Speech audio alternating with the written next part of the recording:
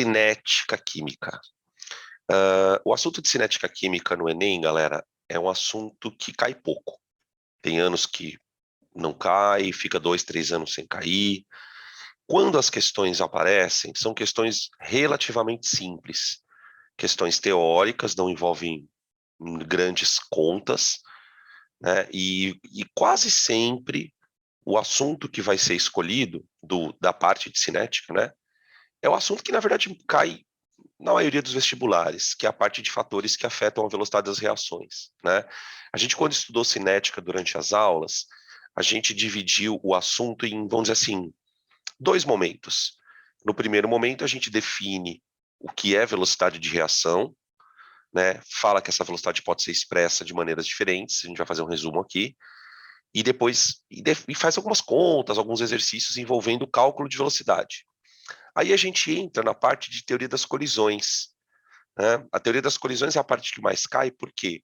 Porque a partir da teoria das colisões, a gente consegue estudar quais são as condições ideais para uma reação se tornar rápida, né? Quando eu falo em condições ideais, nós estamos falando de condições experimentais. Então, a temperatura em que você vai fazer a reação, se você vai ou não usar um catalisador, se o teu reagente for sólido, a superfície de contato vai interferir. Então, se você usa o reagente inteiro ou se você usa o reagente em pedaços, né? Se você tem uma substância gasosa, se essa substância gasosa está numa pressão alta ou baixa. Então, assim, a gente vai começar a discutir fatores experimentais. Quais são as condições ideais para uma reação ser rápida? É nesse sentido que as questões vão aparecer, tá? Se vocês olharem na lista de vocês, no material de revisão, não tem muita questão do Enem.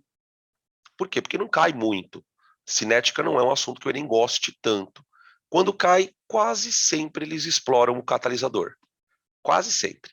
As últimas questões que eles vêm cobrando aí, durante os anos que caiu, né? Quase sempre é questão de catalisador. Às vezes é uma questão que não envolve tanto conceito, mas sim uma interpretação de um gráfico, coisas dessa natureza, tá? Então, assim, resumindo, né? Cinética é um assunto que não precisa se preocupar tanto. Não está aqui, não estarão aqui certamente as questões mais difíceis da prova, né? Dentro daquela linha que eu falo para vocês sempre, olha, vai nas mais fáceis primeiro, passa primeiro pelas mais simples e depois entra nas mais complicadas. Então, cinética é um assunto que, até nos outros vestibulares também, né? Se vocês olharem para as outras provas, né, que provavelmente vocês vão fazer por aí, vocês vão ver que as questões de cinética são mais tranquilas. É um assunto que a gente dá uma sorridinha quando aparece, fala, puta, legal. Então, vamos dar uma repassada nos pontos, né? E depois fazer algumas questões, tá? Vamos lá. Deixa eu abrir aqui. Pronto. Vamos lá. Cinética. Cinética química. O resumo de cinética é bem tranquilo, tá? A gente vai começar falando basicamente o seguinte. Quando uma reação acontece, então vamos imaginar uma reação, um reagente, um determinado reagente, que vai se transformar em produto. Beleza. Quando essa reação acontece, tem 2 eventos que você pode presenciar no sistema. O primeiro é o reagente que vai ser consumido ao longo do tempo. E o produto que vai ser formado ao longo do tempo. Claro que esses 2 eventos eles são concomitantes, né? Enquanto um vai acontecendo, o outro também vai. O reagente vai virando produto, então ele vai sendo consumido e o produto vai sendo formado, né? Então, dentro dessa premissa, a gente pode observar o que acontece com o reagente, com o produto, num gráfico, tá? Esse gráfico ele pode vir expresso em concentração, por exemplo, pode vir expresso em número de mols, pode vir expresso em massa, pode vir expresso em volume, se for um gás. Você pode ter, tem várias maneiras de expressar. Eu vou usar a concentração porque é o que mais se usa, tá? Então imagina, por exemplo, que essa reação está acontecendo na água, tá? Então o reagente ele está dissolvido e o produto também está dissolvido, por exemplo, né? Por exemplo. Bom, ao longo do tempo, o que a gente vai perceber que acontece dentro do sistema? A concentração dos reagentes vai sofrer uma queda. Só que não é uma queda linear. Não é uma queda linear. Então, a gente poderia expressar aqui como a concentração dos reagentes que vai evoluindo com o tempo, né? Ela vai diminuindo com o tempo, tá? Bom, se o reagente vai diminuindo com o tempo, o que eu posso fazer? Eu posso calcular a velocidade da reação em função dos reagentes. Essa velocidade da reação ela vai ser expressa como sendo a variação da concentração dos reagentes num dado intervalo de tempo. Por exemplo, né, se você estiver expressando concentração, vai ser concentração por tempo. Se você estiver expressando massa, vai ser massa por tempo. Se você estiver expressando volume, enfim, tá? Beleza? Beleza. Isso, a gente pode chamar isso de velocidade média. Na verdade, é a velocidade média em função dos reagentes, né?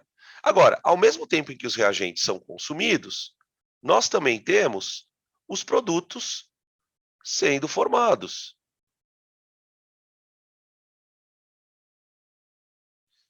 Da mesma forma que a concentração dos reagentes, ela não vai caindo linearmente, a gente também sabe que a concentração dos produtos não vai subindo linearmente.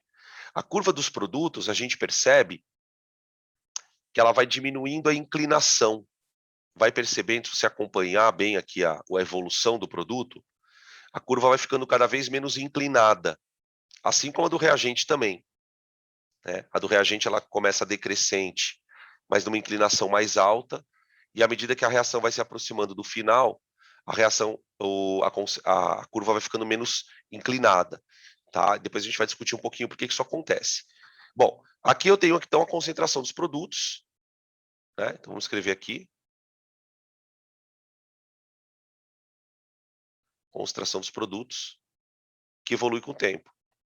Então eu posso escrever que a velocidade da reação em função da concentração dos produtos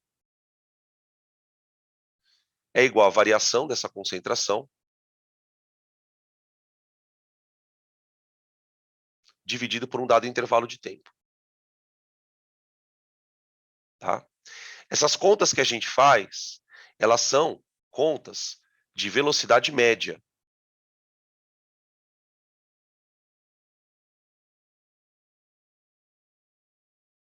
Média, tá? Como a gente faz a física, né? Delta S por delta T.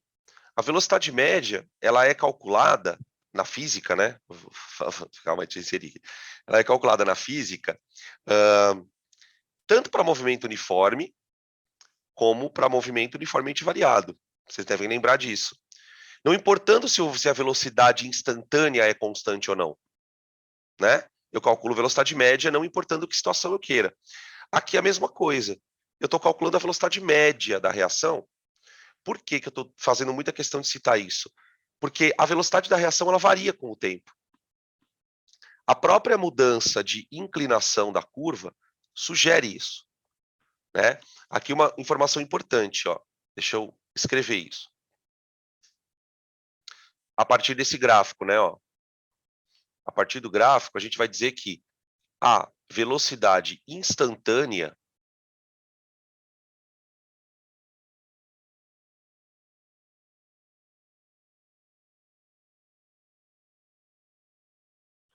diminui com o tempo.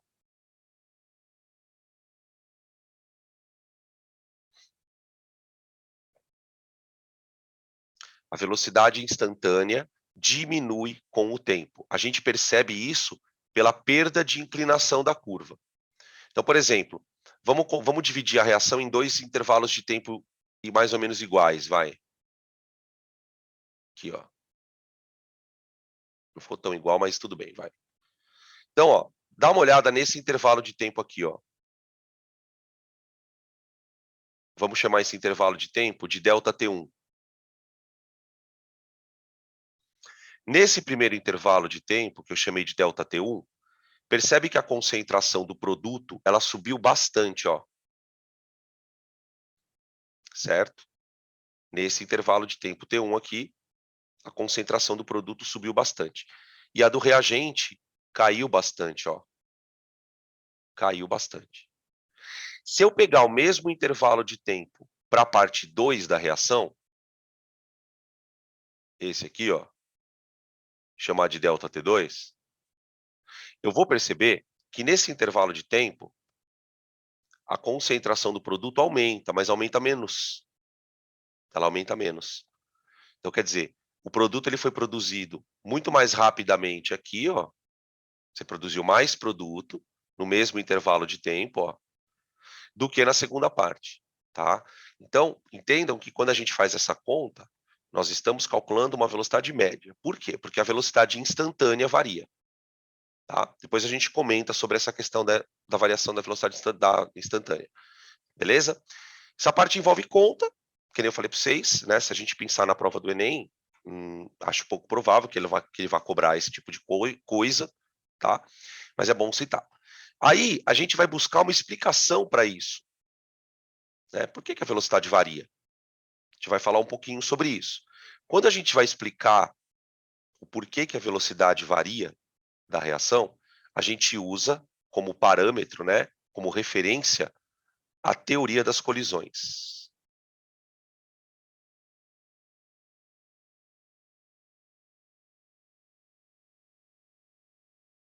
Pronto.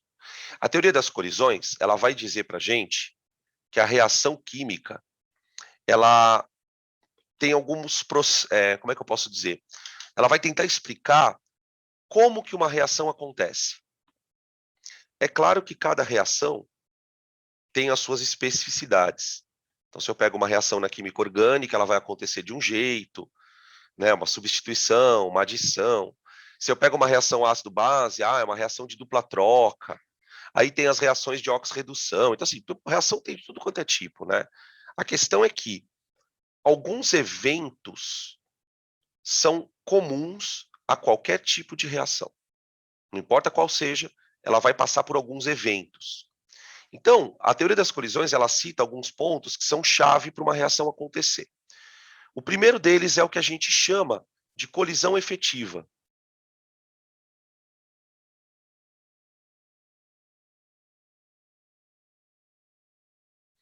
Né?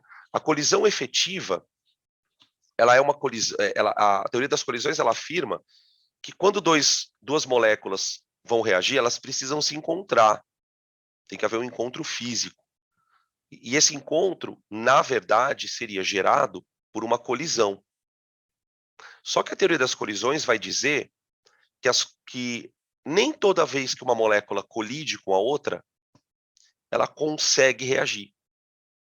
Ela vai dizer que existem colisões que dão resultado, onde os reagentes vão se encontrar e vão formar o produto, que seriam as colisões que eu chamo de efetivas.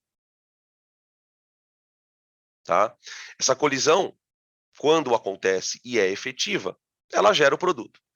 Só que se a colisão não for efetiva, essa colisão vai acontecer, ou seja, uma molécula de um reagente vai encontrar com a outra molécula e não vai acontecer nada, tá?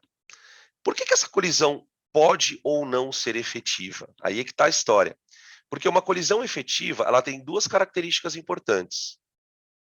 Ela é uma colisão com orientação adequada,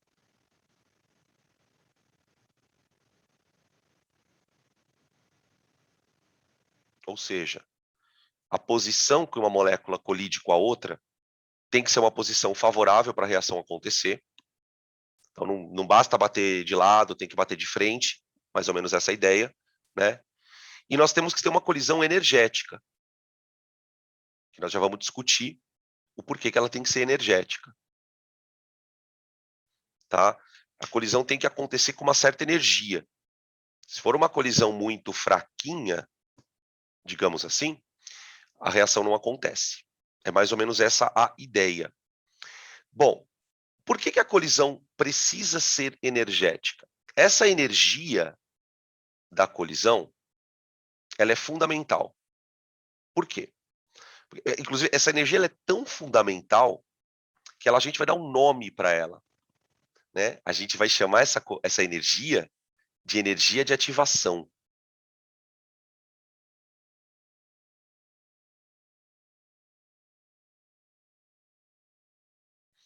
Aqui está um ponto muito importante, porque aqui a gente fala, quando a gente fala de energia de ativação, a gente pensa no catalisador, né? Então daqui a pouco a gente comenta sobre ele.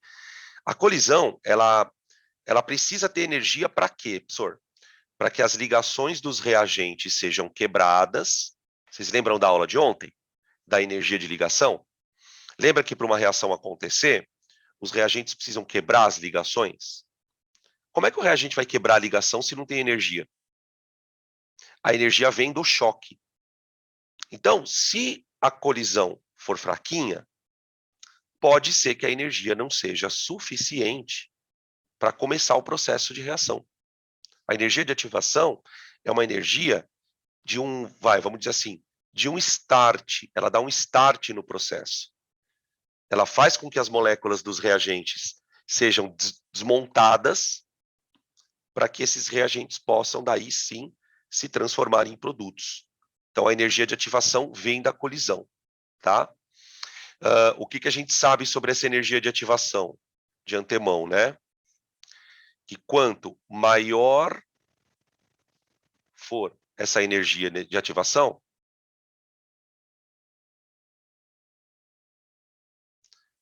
menor será a rapidez do processo.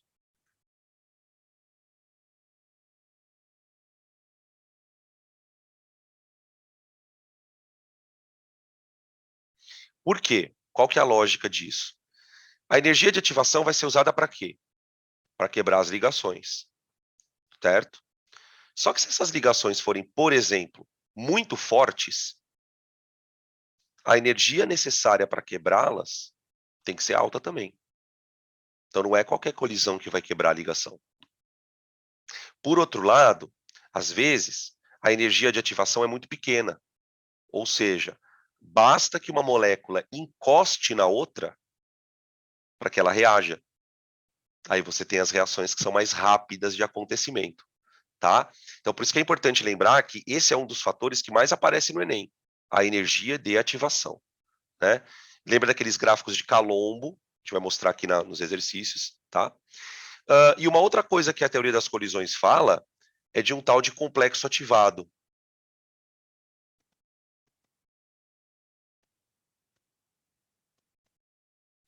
Tá?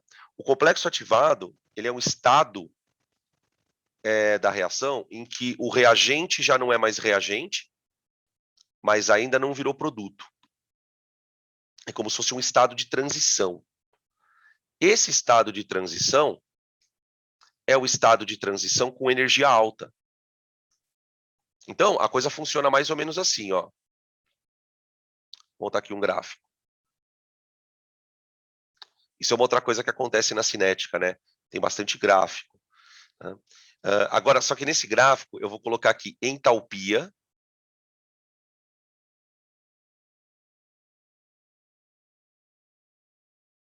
em função do caminho da reação. Do caminho da reação.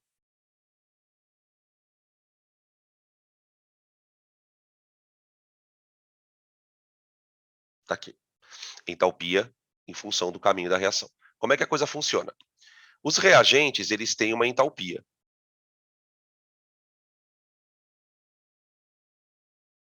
Entalpia dos reagentes.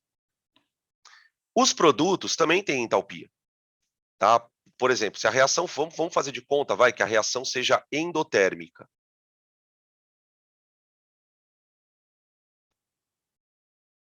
Entalpia do produto. Aqui, ó. Para o reagente virar produto, tem que ter uma energia de ativação envolvida.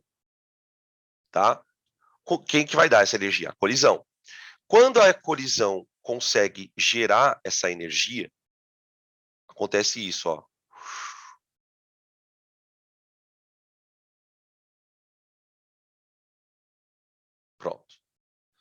tá? A reação ela começa com uma entalpia, de repente essa entalpia sobe, quando ela atinge o máximo aqui de energia, é onde acontece a formação do complexo ativado, que é o estado intermediário que eu falei para vocês, né? Vocês devem lembrar.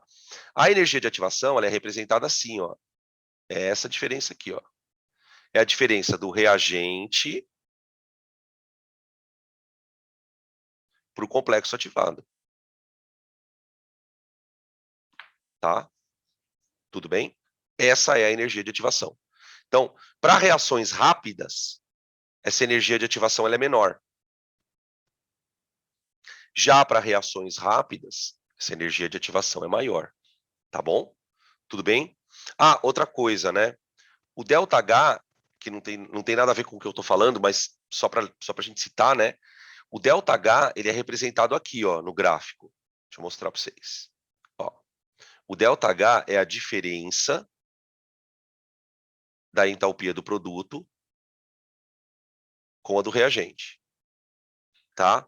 Eu estou contando isso por quê? Porque geralmente nos exercícios em que aparece gráfico, ele faz nas alternativas, ele faz referências à energia de ativação, em algumas situações, e ele também pode fazer referência ao ΔH. Então ele mostra o gráfico e pergunta: olha, o ΔH vale tanto, a energia de ativação vale tanto. Então, se o gráfico está com valores, né, a gente consegue calcular direitinho quanto que é o ΔH do processo e quanto que é a energia de ativação. Uma coisa importante, tá? O ΔH, ele pode ser positivo ou negativo, a depender da reação, certo? A gente viu isso ontem.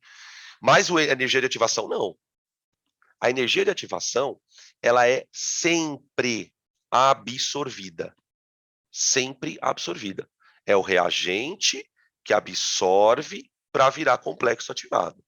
Tá bom? Tudo bem? Bom, dentro dessa premissa, a gente entra na terceira parte, né? Então a gente fala da teoria das colisões, fala por que é importante ter energia na colisão, para depois então falar dos fatores que afetam a velocidade. Então, se vocês querem tirar print aqui dessa tela, podem ficar à vontade para a gente passar para frente aqui.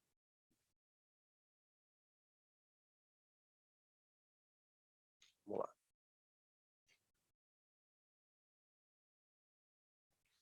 Fatores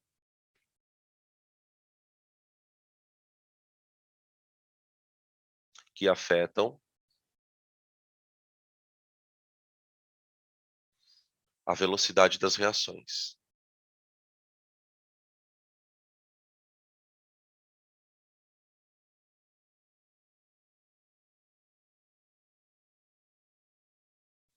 Bom,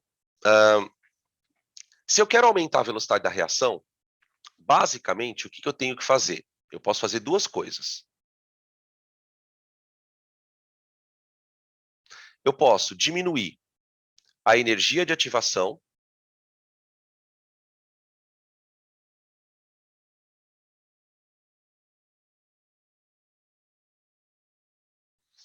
eu posso diminuir a energia de ativação, ou eu posso aumentar a frequência de colisões.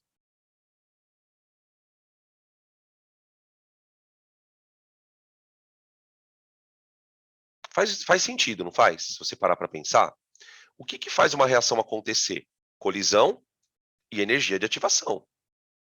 Essa colisão tem que ter energia de ativação. Então, se eu conseguir, de alguma forma, controlar essas duas coisas, eu consigo controlar a velocidade de uma reação química. Ok? Então, todos os fatores que afetam a velocidade de uma reação, eles vão agir, em última análise, nesses dois quesitos. Ou ele diminui a energia de ativação, ou ele aumenta a frequência de colisões. Aqui é a parte que a gente deita e rola na prova, né? Porque são assuntos bem gostosos de trabalhar. Bom, quando a gente fala em diminuição de energia de ativação, a gente fala de catalisador.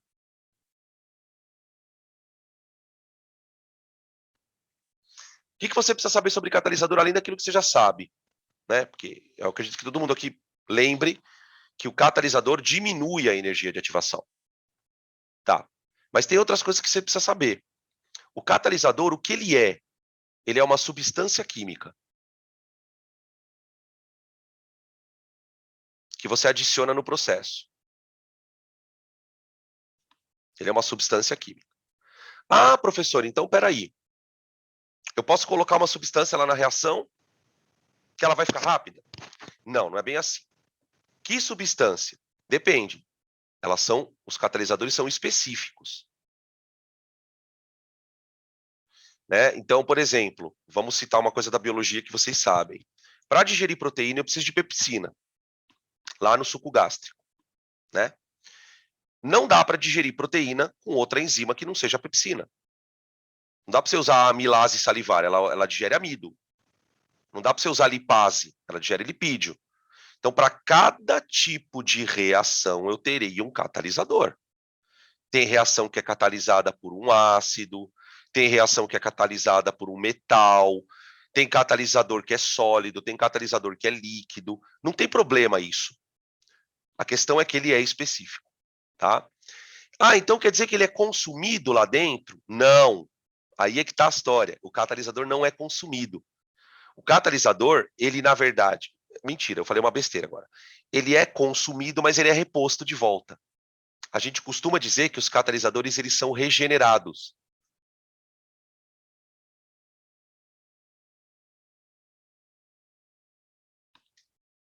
Eles são regenerados. Então, por exemplo, você vai fazer uma reação, vai, X, e aí você botou um catalisador ali. Vamos supor que você colocou 1 grama de catalisador. No final da reação, você tem exatamente 1 grama de catalisador. Ele não é consumido nem produzido. Ele fica lá dentro, tá? Ele pode ser usado de novo. No nosso corpo, por exemplo, cada molécula de pepsina vai catalisar várias reações, tá? Então, eles diminuem a energia de ativação, eles são substâncias químicas específicas, são regenerados e podem atuar em pequenas quantidades. Você não precisa colocar muito catalisador para reagir.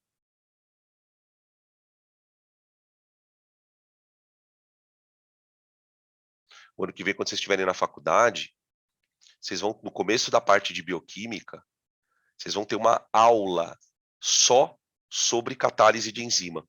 Como que funciona, porque para vocês é super importante isso, né? Por exemplo, se você pegar o metabolismo celular, todas as reações das vias metabólicas precisam de enzima. Todas. Para cada evento que acontece lá na cadeia transportadora, na glicólise, no ciclo de Krebs, para cada evento tem uma bendita de uma enzima. ATP sintase, um monte de nome. Pra vocês terem uma noção, gente, tem até regra de nomenclatura para enzima. Então, por exemplo, se uma enzima vai atacar gordura, então ela vai chamar lipase. Mas o que ela vai fazer? Ela vai oxidar, então ela vai ser uma oxidase. Ela vai reduzir, ela vai ser uma redutase. É muito louco, ela vai juntar, ela chama sintase. Ela vai quebrar, ela chama hidroxilase. É muito doido, é muito legal essa parte. Tá? Então, isso é o que você precisa saber de catalisadores. Tá? Nos gráficos, vamos lembrar do gráfico, né? Aqui, ó. A gente tem um gráfico de entalpia em função do caminho da reação.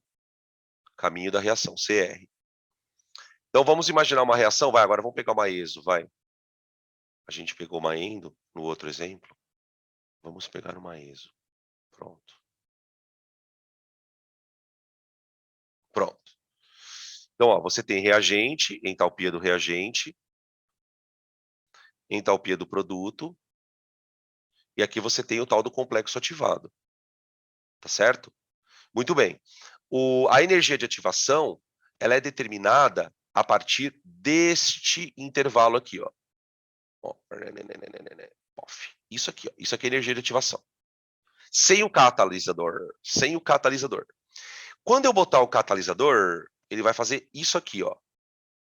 O pico do gráfico diminui. O pico do gráfico diminui. Então você passa a ter uma energia de ativação menor, ó.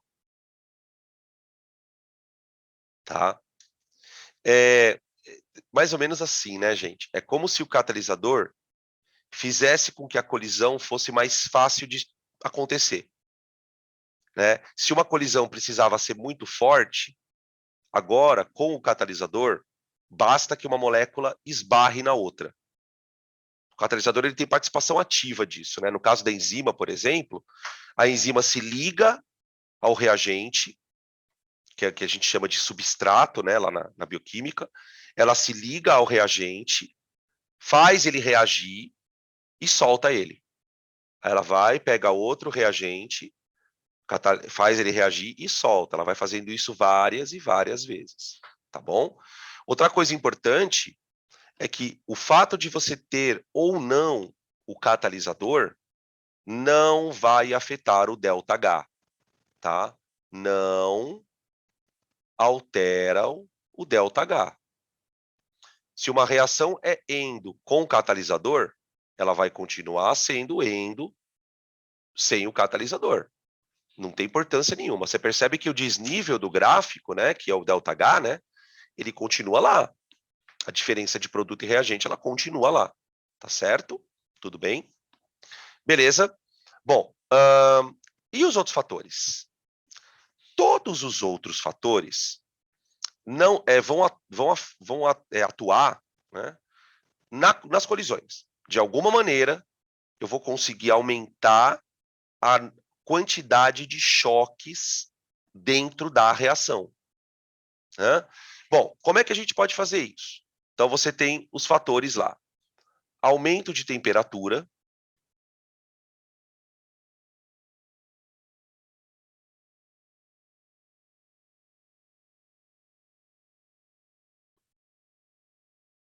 né? O aumento de temperatura ele vai fazer com que as moléculas se agitem mais, vão ter mais velocidade, então elas vão colidir mais vezes, então vai ter mais colisão efetiva, né? Você tem o aumento da superfície de contato para sólidos,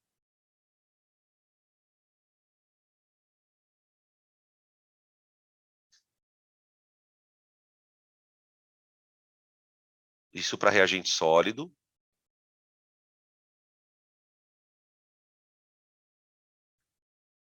certo? Se os reagentes forem gasosos, como é que a gente pode contribuir? Aumento de pressão,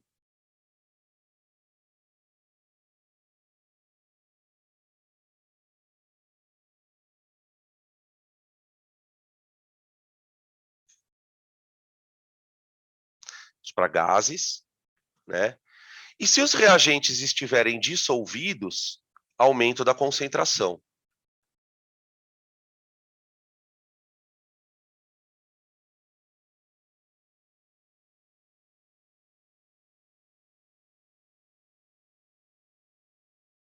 Tá? Para reações em soluções. Reações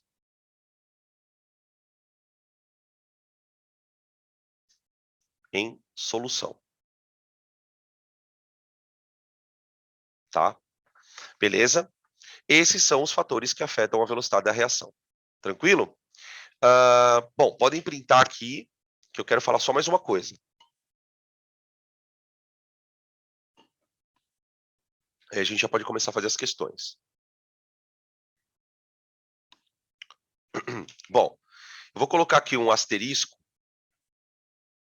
no aumento da concentração, tá? Por quê? Porque esse asterisco ele vai ser completado aqui, ó.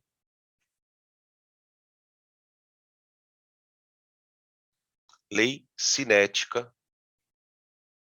das velocidades.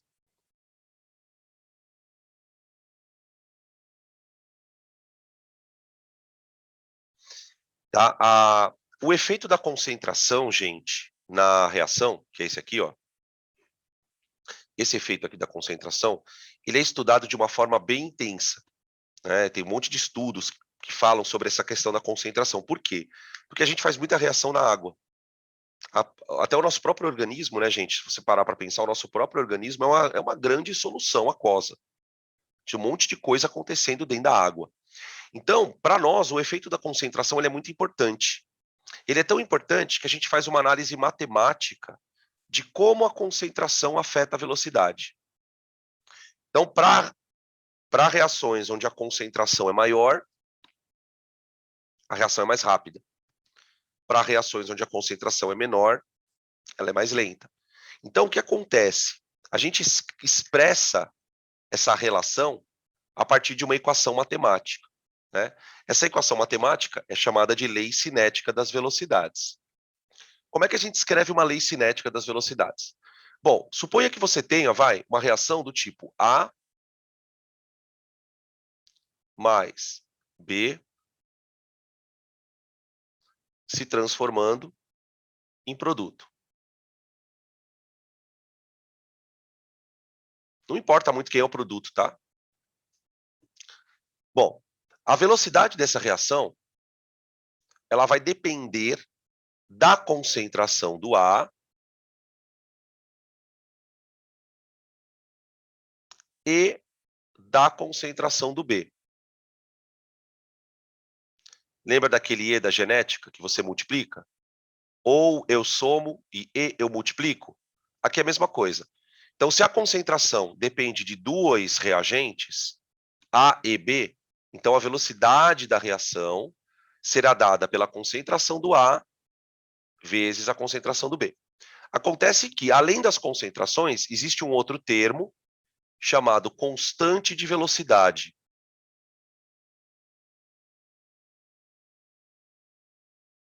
Que vai depender da temperatura.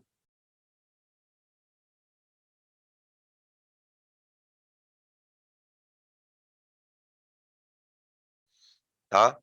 Se você faz a reação numa temperatura maior, essa constante é maior.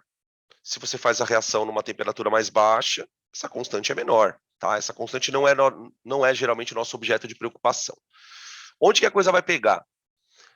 Quando a gente monta a equação de velocidade, o que a gente vai perceber às vezes é que a relação entre a velocidade e a concentração, ela não é necessariamente do primeiro grau.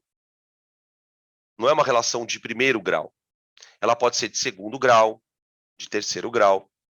O que isso quer dizer, na verdade?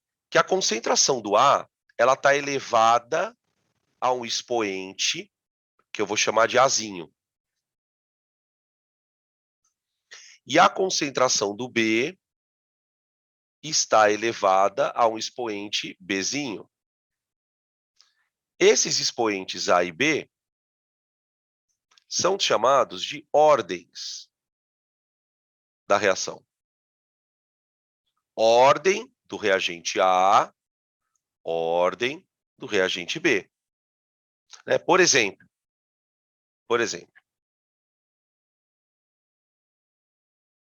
imaginem que a minha equação de velocidade ela é dada por K vezes a concentração do A elevado ao quadrado vezes concentração do B elevado à primeira, por exemplo, tá? Só um exemplo. O que isso quer dizer? Isso quer dizer que, em relação à concentração do A, a velocidade varia de acordo com uma função do segundo grau. O que isso quer dizer, Dan? Que, por exemplo, se eu dobrar a concentração do A, a velocidade aumenta 4 vezes, porque ela está ao quadrado. Já para o B, a dependência é um pouco diferente. Se eu aumentar a velocidade, a concentração do B, a velocidade aumenta também. Mas, por exemplo, se eu dobrar a concentração do B, a velocidade dobra. Então, essas ordens, muitas vezes, são o que o cara vai pedir para você descobrir. E como que você descobre normalmente? Através de tabelas.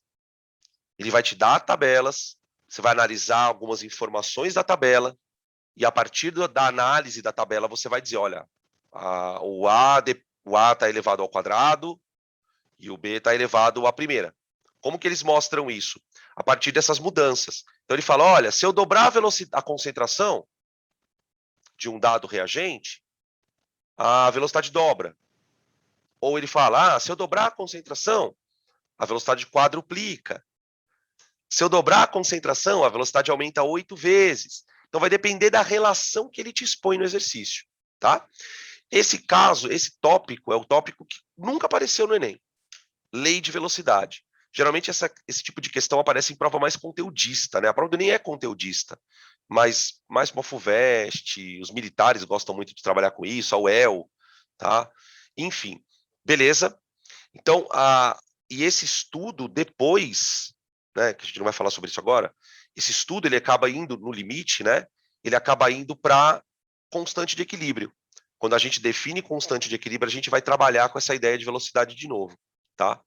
Tudo bem? Deu para dar uma lembrada, né? Não vou me estender muito, não. Vamos começar a fazer as questões aqui, moçada. Vamos pegar aqui as primeiras que eu separei. Eu separei algumas aqui. Deixa eu pegar aqui. Aqui. Já peguei uma logo de cara do Enem de 2020. Enem de 2020.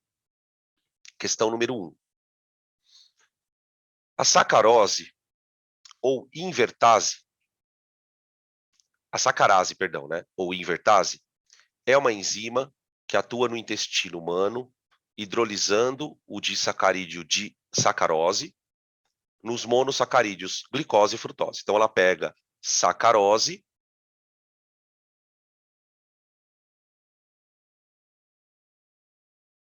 sacarose,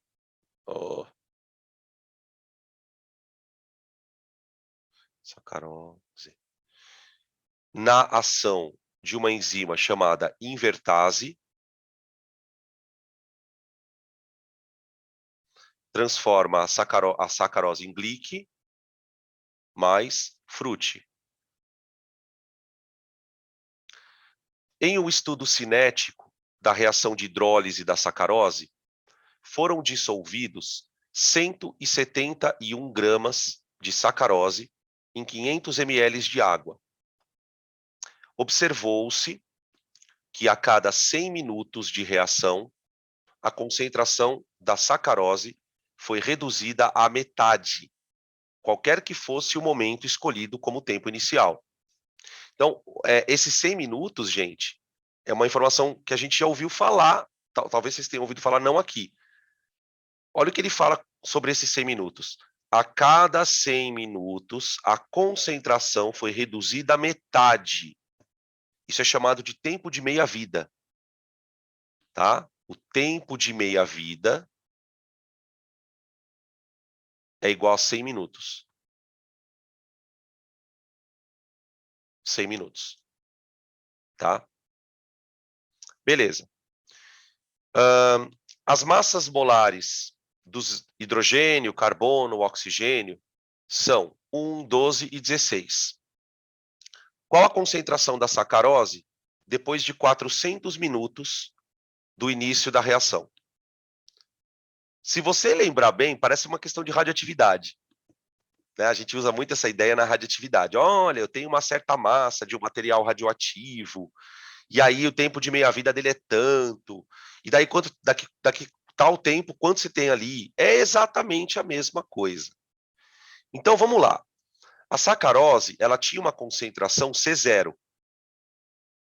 Isso no instante T0. Tá. Passados 100 minutos,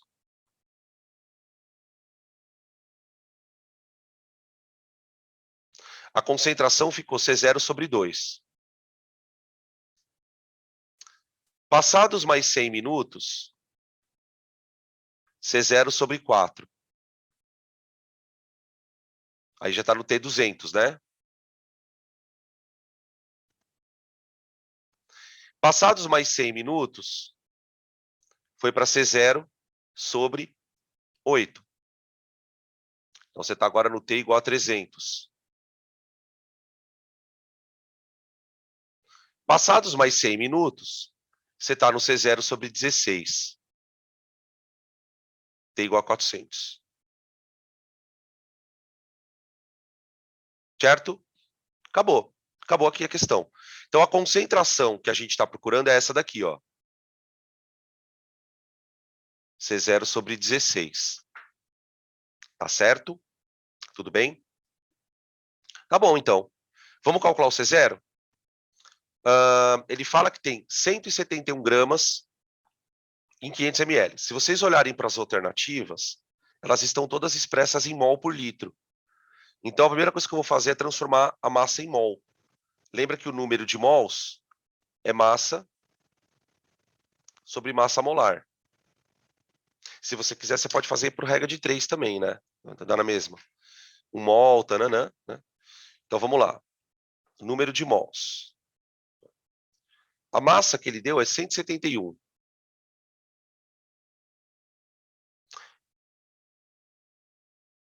Dividido pela massa molar da sacarose.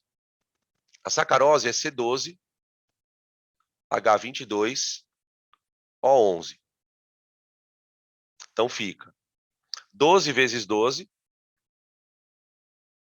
mais 22 vezes 1, mais 11 vezes 16, 196. Espera aí, deixa eu ver se eu fiz a conta certa. 16... Não, tá errado essa conta. Nada a ver. 16 vezes 10 dá 170, dá 176, né? Ou eu tô errado? 176. Deixa eu ver aqui. Acho que é isso mesmo. Então fica 144 mais 22 mais 176 dá 342. Tá? Beleza. 342. Aí, beleza. Valeu, Lu. 342. Gramas por mol, né? Então tá, bota 342 aqui. Então você tem meio mol. Agora vamos calcular a concentração inicial? A concentração inicial é o número de mols dividido pelo volume. Meio litro. Meio litro. Tá aí. Meio mol e meio litro. Então a concentração inicial da sacarose é 1 mol por litro.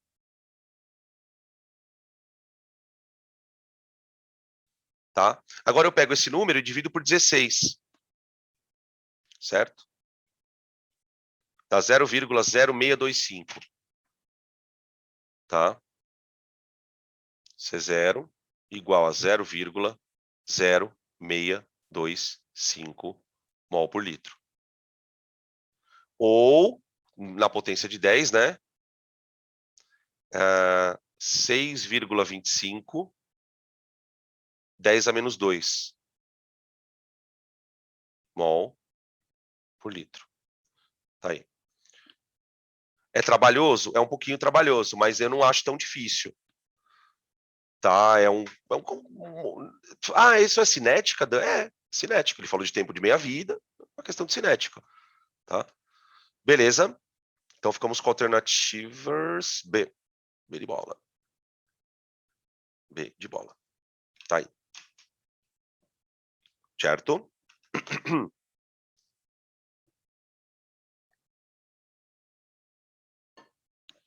Vamos para a próxima.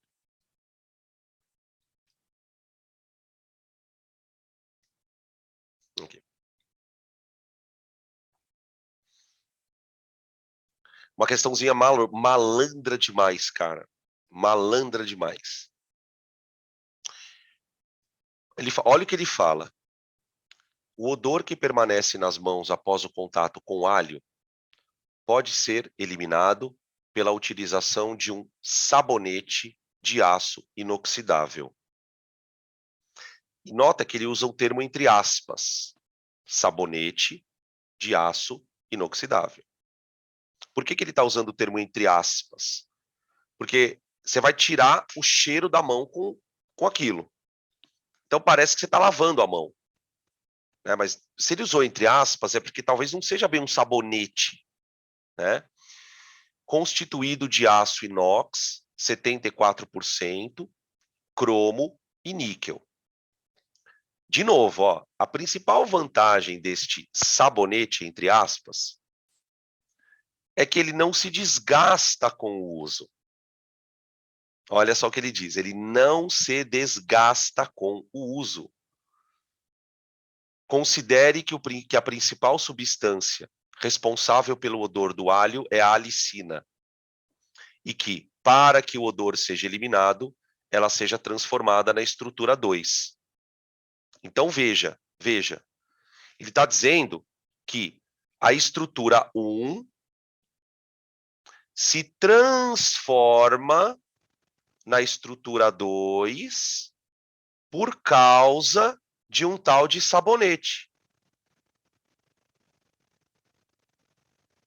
Percebe como é uma questão muito sutil? É uma questão... Gente, parece uma questão de prova de humanas. Se você parar para analisar. Muito bem feita a questão, super difícil. Porque a gente espera que o aluno que o vestibular seja conteudista, né? Quando a questão não é conteudista, às vezes ela se torna difícil, né? Aí ele colocou aqui o que poderia ser esse sabonete, né? Ácido, redutor, eletrólito, tensoativo, catalisador. Olha, gente, a única resposta que cabe aqui é catalisador. Por quê? Porque o sabonete atua na transformação e ele não é consumido. Por isso que ele fala, ele não gasta. Então, quando ele fala, quando ele está falando que ele não gasta, você pode esquecer que ele é um redutor, que ele é um ácido, que ele é um eletrólito. Por quê? Porque isso aqui seria consumido. Né? Tensoativo, o sabonete é tensoativo. Sabonete de verdade. Né? A gente comentou sobre ele na parte de propriedades lá. O que o sabonete faz? Ele diminui a tensão superficial dos líquidos. Tá? Mas aí, gente, veja, quando a gente fala que o sabonete diminui a tensão superficial, ele não está participando de uma reação química. A diminuição de tensão superficial é um processo físico. Aqui, pelo que o exercício expõe para a gente no enunciado, há uma reação química. Eu transformo uma coisa que tem cheiro de alho numa coisa que não tem cheiro. É basicamente essa a situação. Né? É uma linguagem muito sutil. Muito sutil. Né? A gente pode até falar, puta, a gente está na aula de cinética, então a resposta é catalisador. Mas pensa nisso lá na prova. Imagina você lá na prova lendo essa questão. Essa questão é foda pra caramba. Muitos alunos erraram. Muitos alunos erraram essa questão. Me lembro que muita gente veio falar, professor, não entendi a questão. Porque realmente ela é muito sutil. Né? A hora que ele fala, a vantagem do sabonete é que não se desgasta. Então não pode ser um reagente. Eu não sei se eu saberia chegar nesse raciocínio. A gente até chega. Só que assim, é aquilo que eu sempre falo, você tem que estar muito calmo. E digamos assim, né? Tá um pouco inspirado. Né? O que é importante vocês terem noção, gente? Eu vou falar uma coisa meio idiota, tá? Nem tudo é o que parece. Então, quando vocês observarem uma questão, porque assim, não sei se vocês têm essa sensação, mas olhando para a questão, parece que está faltando algum dado. Você olha e fala assim, tá, mas não está faltando alguma coisa nessa questão? Será que não esqueceu de dar alguma coisa? Quando a questão aparentemente for assim, pode ter certeza, a resposta está no texto. Procure palavras-chave. Eu vejo muitas vezes alguns alunos, e não estou falando que é de vocês, tá? No geral, tá, gente? O aluno vem te mostrar a questão, e a questão está com umas palavras grifadas, que são palavras-chave. Mas daí você pergunta para o aluno, tá, por que você grifou essa palavra? O que você quer dizer com essa palavra? E aí essas pessoas não entendem. Então, tomem muita atenção com as palavras que vocês grifem. Sabe uma coisa que ajuda muito? E eu lembro que ajudava para mim? Quando você lê a questão, faça-se a seguinte pergunta: o que ele quer que eu pense? O que o examinador quer que eu pense? Pergunta isso para você mesmo. O que ele quer que eu pense? O que ele quer que eu pense? A resposta vai vir. Né? Então, isso não é para todas as questões, é para questões desse tipo. Eu gosto de colocar essa questão porque a gente vê questões do Enem que são super complicadas de conta, né? Por exemplo, você vê essa questão anterior aqui, ó, de 2020. Ó, conta. É uma questão de conta. Tem um raciocínio por trás? Tem. Mas é conta. Aqui é o contrário. Aqui você não encosta na caneta. Entenderam? Tudo bem? Então ficamos com a alternativa E. Ficamos com a alternativa E. Questão 3. Beleza? Mais uma, vamos lá. Daqui. A ela aqui. PPL 2020, questão número 9. Pega aí na sua listinha. Deixa eu aumentar um pouco aqui. Não sei se está todo mundo com a lista. Vixe, o que aconteceu aqui, mano? Pera aí. O meu PowerPoint meio que travou aqui. Ah, não, tá certo. Ah, tá. Falei, oxi. Oxi. Pronto. Aqui. Peróxido de hidrogênio. O peróxido de hidrogênio, que é mais conhecido como água oxigenada, né? É um produto secundário do metabolismo celular. Então, o nosso corpo produz peróxido de hidrogênio e apresenta algumas funções úteis, mas quando em excesso é prejudicial, gerando radicais que são tóxicos para as células. Vocês devem lembrar da biologia, né, que tem uma enzima lá chamada catalase ou peroxidase, né? Ela decompõe o peróxido rapidamente para não fazer ele gerar radical livre na célula. Porque se o peróxido ficar ali dentro da célula, ele pode gerar radicais livres em alguma parte da célula. Isso é um perigo para a célula. Então, o nosso próprio corpo tem uma enzima que catalisa essa decomposição. Essa decomposição ela é uma auto-oxirredução, tá, gente? Deixa eu comentar isso com vocês aqui, porque isso não é da aula, mas é da vida, é do vestibular. Ó, deixa eu mostrar para vocês aqui. Vocês lembram que nos peróxidos, o oxigênio tem NOx -1, né? O NOx do oxigênio é -1. Que não é o NOx comum do oxigênio, né? O NOx mais comum do oxigênio é o 2, o -2, né? E o 0. Bom, a água oxigenada, de maneira espontânea, ela produz H2O mais meio de O2. Tá? O que acontece nessa reação, gente? O oxigênio da água, ele tem NOx -2. E o oxigênio do O2 tem NOx 0. Então, aqui acontece um tipo de processo, né, que nós chamamos de auto-oxirredução.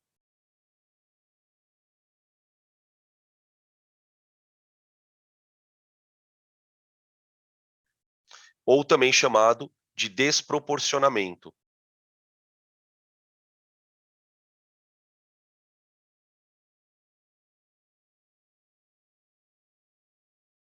Por exemplo, já caiu em vestibular, né?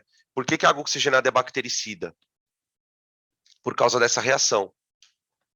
Quando você põe água oxigenada num ferimento, a água oxigenada entra em contato com essa catalase no nosso sangue, no nosso organismo, e reage. Por isso que faz bolha. Não sei se vocês já jogaram água oxigenada num ferimento, num cortezinho, ela solta umas bolhas, parece que está espumando. Por quê? Porque o oxigênio vai sendo liberado ali dentro. E a liberação do oxigênio lá dentro é que esteriliza o ambiente. Aquele ambiente do ferimento, tá? Beleza? Aí ele continua aqui. Ele fala, ó, para se defender, o organismo vivo utiliza a catalase, que decompõe o H2O2, né, em O2 e H2O. Aqui, ó, a gente pode só completar aqui nosso esqueminha, gente, falando o seguinte: aqui o oxigênio está sofrendo redução,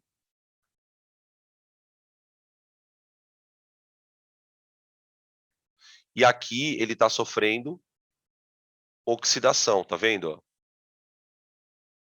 Você não tem um elemento oxidando e outro reduzindo.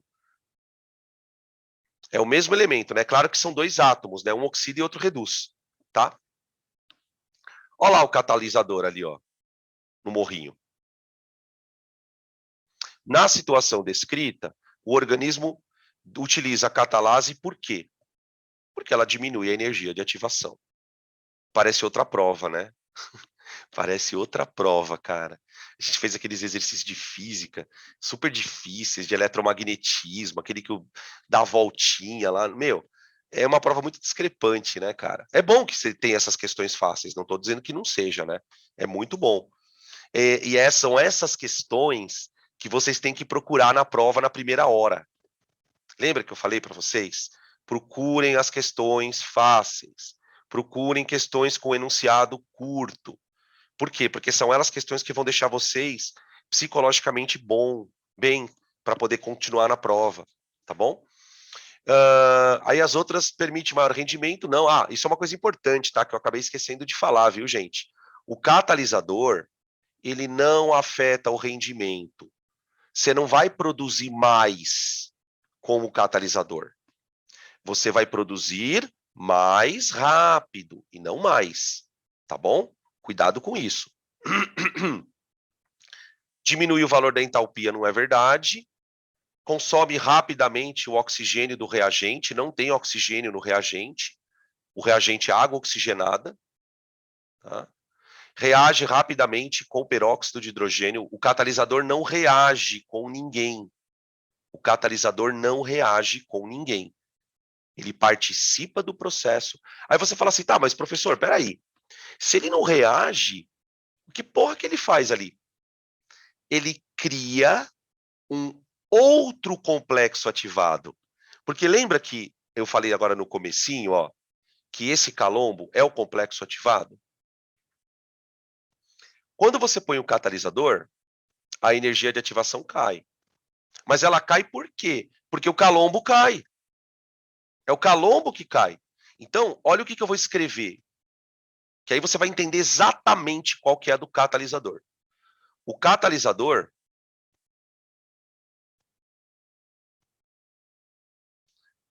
proporciona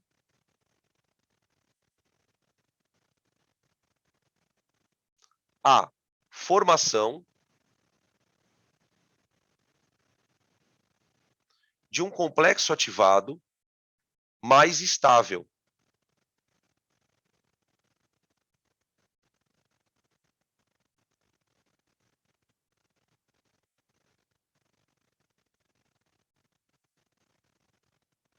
Ou seja, menos energético.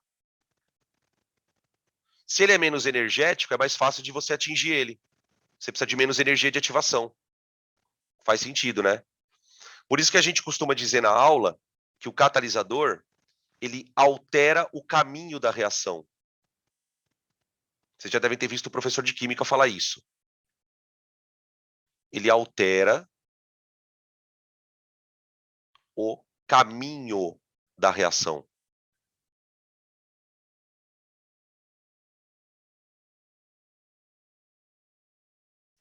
Tá bom?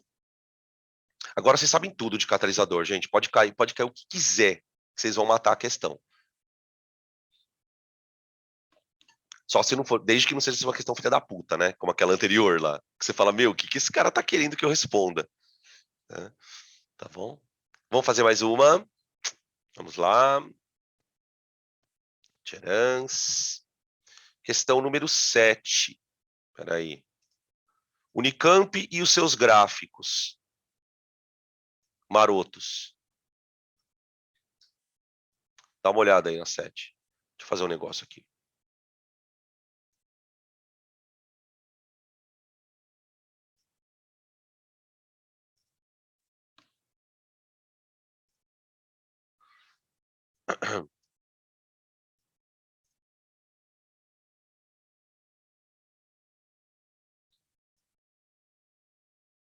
Pronto.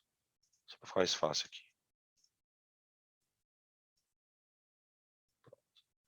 Quando as questões da Unicamp, elas são bem de análise de gráfico, interpretação, não tem muita conta, né? Principalmente a primeira fase, né? A fase é meio que assim. Eu gosto dessas questões porque o Enem também tem esse tipo de perfil, né? De vez em quando cobrar uma outra questão assim. Então vamos lá. Um estudo recente avaliou como determinados plásticos se degradam na água do mar quando expostos à luz ultravioleta. Os plásticos estudados foram o NPG, que é... Olha o nome do plástico, gente. Plásticos diversos do Giro do Pacífico Norte. É tipo o plástico que está no mar, tá ligado? Plástico que está boiando no mar, a deriva. EPS, poliestireno, expandido. PP, polipropileno, e PE, polietileno. Então, você tem 4 plásticos. Considerando que somente 2% do plástico despejado no mar está à deriva, esse estudo tentou descobrir para onde vão os microplásticos do ambiente marinho.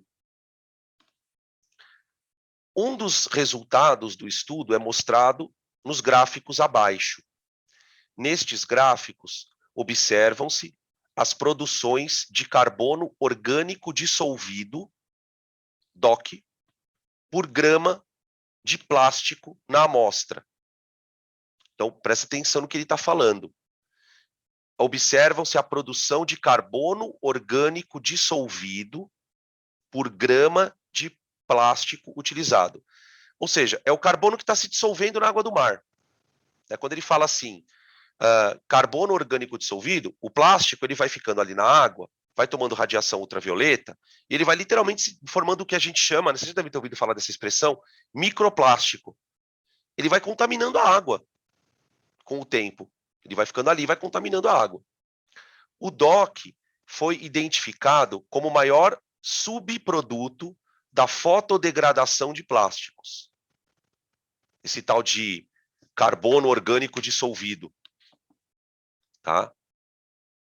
Os resultados mostram que esse tipo de pergunta é a mais odiosa, né? Porque você tem que ler alternativa por alternativa. Bom, os estudos... Vamos ler a primeira alternativa para a gente ter uma referência. Os estudos mostram que, para os 4 plásticos, a velocidade de degradação aumenta com o tempo de exposição após 50 dias. A maior degradação foi a do PP. Então, vamos tentar enxergar essa frase. Vamos dar uma olhada no gráfico, né? Seria interessante a gente primeiro olhar para os gráficos. Vamos pegar aqui os gráficos e dar uma olhada. Então, vamos pegar o NPG, vai. O NPG mostra que a porcentagem de DOC, ela vai aumentando com o tempo, mas ela aumenta linearmente. Tudo bem? Ela aumenta linearmente com o tempo. Então, 10 dias, você tem tantos por cento. 20 dias, tanto. 30 dias, tanto. Tarará. Os outros aumentam também com o tempo, mas de maneira diferente. Curvas. Curvas. Gente, se um aumenta por curva e o outro aumenta por reta, a gente não pode dizer que eles têm velocidade constante, todos eles. Eu digo mais, o único que tem velocidade de produção constante é esse aqui, ó. Essa velocidade é constante. Como é que eu calcularia a velocidade dessa reação de produção? Você vai pegar um delta concentração por um delta T. Inclusive, a gente pode dizer, né, gente, usando um pouco da nossa física, que é vasta, que a inclinação da reta tem a ver com a velocidade. A inclinação da reta tem a ver com a velocidade. Essa é a sacada. Então, eu excluiria a A, por quê? Porque ele fala aqui, para os 4 plásticos, a velocidade aumenta? Não. Não. A velocidade só aumenta aqui, aqui e aqui, ó. A gente vai percebendo, por exemplo, que para esse plástico aqui, ó, no começo, a velocidade de produção ela é menor. Aí a curva vai ficando cada vez mais inclinada. Olha essa curva aqui, então, gente. Olha a curva do PP. Ele começa produzindo o resíduo, né? Bem devagarinho. No começo, ó, ele quase não produz. De repente, lá para o 50º dia, 60º dia, ó, ele explode de rapidez. Ele começa a degradar muito mais rápido do que antes. Então, ó, não sei se fica claro para vocês que as velocidades elas vão aumentando aqui com o tempo, ó. Aqui a velocidade também vai aumentando com o tempo, porque você está produzindo cada vez mais rápido, e aqui também. A única velocidade que é constante é essa, tá? Ó, vamos ver a B. Para 3 plásticos, a velocidade de degradação aumenta com o tempo de exposição. Verdade isso. Para 3 plásticos, ela aumenta. Após 50 dias, a maior degradação foi a do EPS. Eu acho que não. Após 50 dias, gente, a degradação maior foi a do PP, ó. Não, peraí, deixa eu ver. Acho que é do PP, né, ó. Porque aqui nos 50 dias, ó, percebe que a curva, ela tá bem inclinada, ó. Bem inclinada. Aqui, nos 50 dias, a curva está inclinada, mas não tanto. Né? A inclinação da curva é que vai dizer quem está mais rápido. Puta questão foda, né? Puta questão pesada. Fala. Mas a gente não teria que olhar no eixo Y, porque a referência dos quatro são diferentes, né? Sim, a referência dos quatro são diferentes, mas a gente está olhando para a inclinação da reta. Né? Aqui, porque assim, o que a velocidade mede? A variação pelo tempo. Então, por exemplo, esses dois aqui, ó, eles estão na mesma escala. Vamos dizer assim, o PP e o PPE e o EPS. Esse aqui está numa escala diferente, né, o NPG, mas esse aqui a gente já discorda, né, já descarta ele. E esse aqui também está numa escala diferente. Aqui ele tem uma escala de menor porcentagem, né, digamos assim. Ele até aumenta a velocidade, mas numa menor porcentagem. Então, se a gente fosse pensar na escala, a gente poderia, vamos dizer assim, ficar em dúvida entre esse e esse aqui, ó. Esses dois, tá? Que tem uma escala parecida. Agora, esse aqui está numa inclinação maior. Então, o delta dele vai ser maior, né? Deixa eu ver as outras aqui. Vamos ver as outras para a gente confirmar. Apenas para um plásticos, não. Isso aqui está errado. Apenas para um plástico, a velocidade de degradação não. Ah, não, peraí. Apenas para um plástico, a velocidade de degradação não aumenta com o tempo. É verdade. Apenas para um plástico, a velocidade de degradação não aumenta com o tempo de exposição. Tá. Após 50 dias, a maior degradação foi a do PP. Então, pode ser essa daqui, ó. PP. Porque o EPS não é o maior, em termos de inclinação. Tá? E aí, pensando na tua pergunta, eu vou olhar só para esses dois gráficos mesmo, ó. Porque a escala é a mesma. Tá?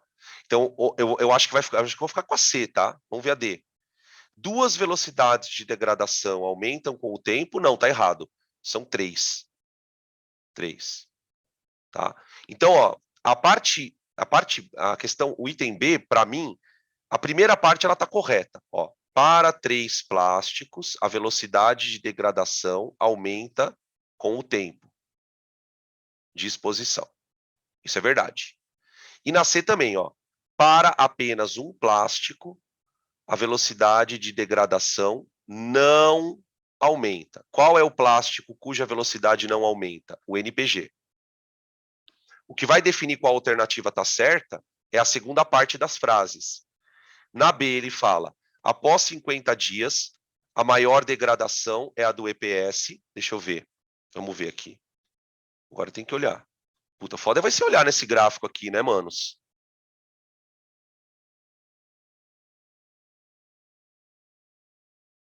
Puta merda, cara. Aqui e aqui. Ah, tá. Vamos ver aqui. Deixa eu dar um zoom. Pum. Ó. Após 50 dias, quanto que degradou de EPS? Degradou quase 50% de EPS. Aqui, de PP, degradou quase 20%. Então, é a B mesmo. É a B mesmo. Após 50 dias, a maior degradação foi a do EPS. Então, a gente vai ficar com a B. Vocês entenderam? Ele não quer, na verdade, a velocidade após 50 dias. Ele quer quanto que degradou. Então, eu vou ter que olhar mesmo no gráfico. Tá? Esses dois a gente descarta, porque a escala está bem pequenininha, né? Ó.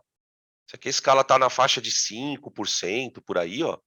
Então, desencana. Então, eu vou de B de bola. Tudo bem? Deu para entender? Difícil, né? Puta que pariu. Bem difícil. Tá aí. B de bola. Vamos fazer mais uma. Peraí, deixa eu ver qual que eu tenho aqui. Aqui. Opa. Aqui. Quero fazer essa primeiro.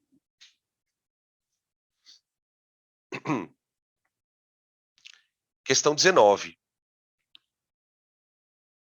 O emprego de catalisadores na indústria química é crescente, pois aceleram reações químicas, o que contribui na diminuição de custos no processo. A seguir está um gráfico de uma reação entre reagentes A e B, gerando produtos C e D. com emprego ou não de catalisador. Aí ele quer que a gente diga quais são os valores aí de cada coisa no gráfico. De acordo com o gráfico, a reação com o emprego de catalisador apresenta. Então vamos lá. Item A. 90 kJ de energia no momento da formação do complexo ativado. Opa, acho que já é essa, né? Ele quer com o emprego do catalisador. Então, ó, o complexo ativado está aqui. Opa. Desculpa aí. Então, ó, o complexo ativado está aqui. A energia do complexo ativado é 90. Então, ó, eu acho que já é essa daqui. O valor da energia de ativação é 90. Ah, tá. Cuidado, ó. A energia de ativação com o catalisador é isso aqui, ó. É isso aqui. Tá? Você tem de 50 até 90, que dá 40. Então, por isso que está errado. 120 joules de energia no momento que formou o complexo ativado. Não. Quem tem 120 joules é o complexo ativado sem o catalisador. Sem o catalisador. E D. Valor de energia de ativação 50 kJ. Na verdade, tem 40 kJ. Então, matamos a questão. Alternativa A. Alternativa A. Certo? Vamos fazer mais uma. Eu quero fazer agora aquela da tabela com vocês. Dá tempo de fazer a da tabela. Aqui. Não. Depois, se sobrar tempo, eu faço essa. Eu quero essa daqui.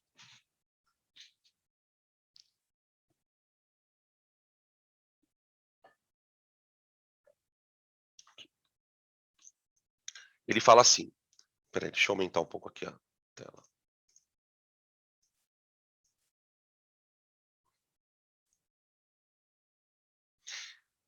A reação do relógio de iodo é bastante comum em feiras de ciências e em demonstrações didáticas. Nela, a ocorrência de várias reações que envolvem iodo e compostos contendo enxofre, em diversos estados de oxidação, leva à formação de uma coloração azul súbita, dependente da concentração dos reagentes. Uma possibilidade de realização dessa reação usa persulfato, tiosulfato e iodeto. E, nesse caso, uma das etapas da reação entre o persulfeto e o iodeto, cuja velocidade de decomposição foi determinada e encontra-se na tabela abaixo. Então, o cara fez uma série de experimentos onde ele pegou o tal do persulfato. Então, ele pegou lá o tal do S2O8. Meu Deus, olha esse íon, gente. S2O8. Vai reagir esse maluco com iodeto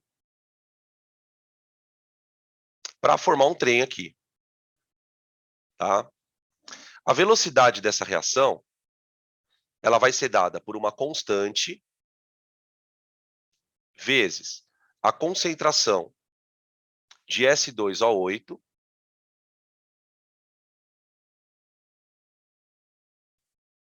vezes a concentração de I-. Só que cada um elevado a um expoente. Tá. Assinale a alternativa que apresenta a velocidade x do experimento, tendo em vista as condições expressas acima. Super difícil a questão. Ele quer a velocidade do x. Para eu achar a velocidade daquele experimento 4, eu tenho que achar três coisas. O A, o B e o K. Tem que achar três coisas. Então, primeiro eu vou achar o A e o B. Primeira coisa que eu vou fazer. Para achar o A, vamos primeiro começar com quem? Deixa eu ver. Vamos achar primeiro o B. Vamos achar primeiro o B. Tá vendo esse B aqui, ó? O expoente do iodo. Para achar o B, eu quero chamar a atenção de vocês para dois experimentos. Então, eu quero achar o B. Eu quero que vocês olhem para o experimento 1 e para o experimento 2. No experimento 1 e 2, a gente percebe que a concentração desse cara ficou constante, tá? Mas a concentração do iodo, ela dobrou do primeiro para o segundo experimento. De 0,16 foi para 0,32. Quando a concentração do iodo era 0,16, a velocidade da reação era 0,512. Assim que eu dobrei a concentração do iodo,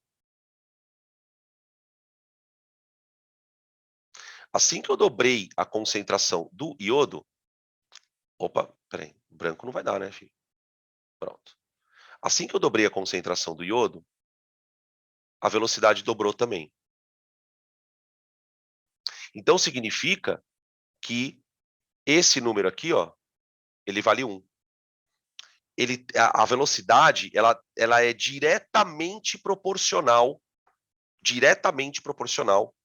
à concentração do iodo. Tudo que acontece na concentração do iodo, acontece na velocidade, tá? Então, o B vale 1. O B vale 1. Matamos o B. Agora, eu preciso achar o A.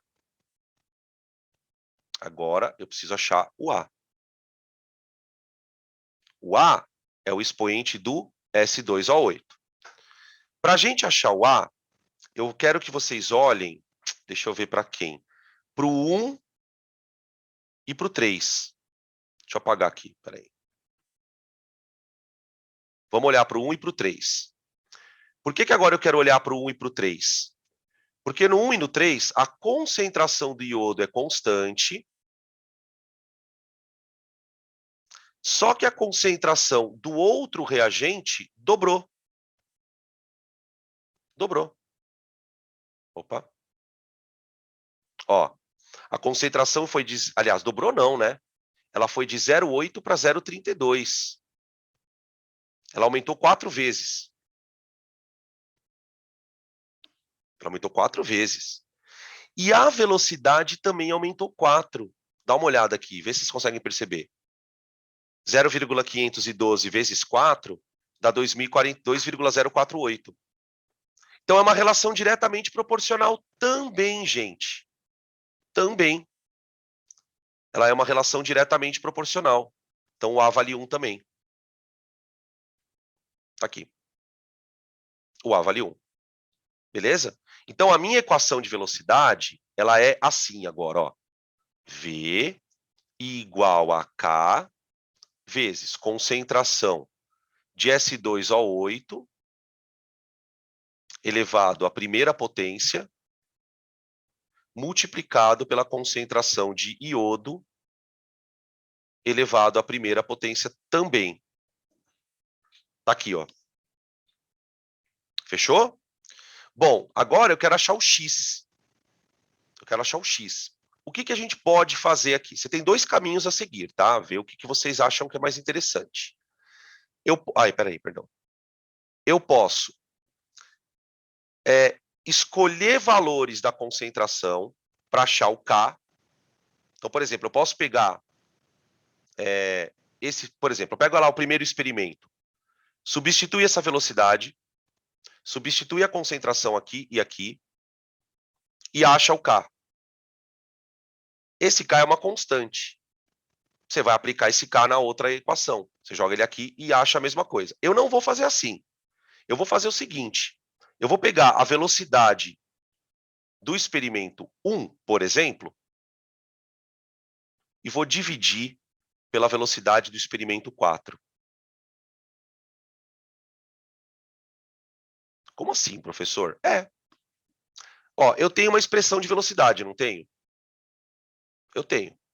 Então, a velocidade 1, ela vai ser K vezes 0,08 elevado à primeira vezes 0,16 elevado à primeira. Tá? E V4 vai ser K vezes 0,16 elevado à primeira vezes 0,40 elevado à primeira. Só que, quanto vale V1? V1 vale 0,512. Quanto vale V4? Vale X. Olha só. Quando você divide uma pela outra, você vai cortar os Ks e vai fazer uma série de simplificações aqui. Na verdade, não uma série, né? Ó. O 0,08 dividido por 0,16 aqui embaixo dá 1 e 2. 1 e 2. Tá? O 0,16 por 0,40, puta, não sei quanto dá isso. Dá 1 sobre 2,5. Aqui, ó. 1 sobre 2,5. Estou simplificando. Portanto, 0,512 sobre x é igual a 1 sobre 5. 1 sobre 5. Tá? Que é o 2 vezes 2,5. Deixa eu ver quanto que dá isso. Dá 2,56. Portanto, x é igual a 2,56. Que nos dá a alternativa C. Acho pouco provável que apareça uma questão desse tipo no Enem, tá, gente? Acho bem pouco provável. Beleza? Estou colocando mais por desencargo de consciência. Certo? Tranquilo?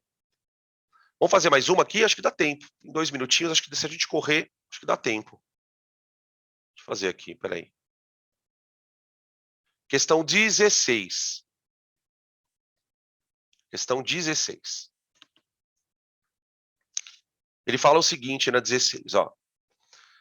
A reação de adição nucleofílica em dienos conjugados pode levar à formação de produtos 1,2 substituídos ou 1,4 substituídos.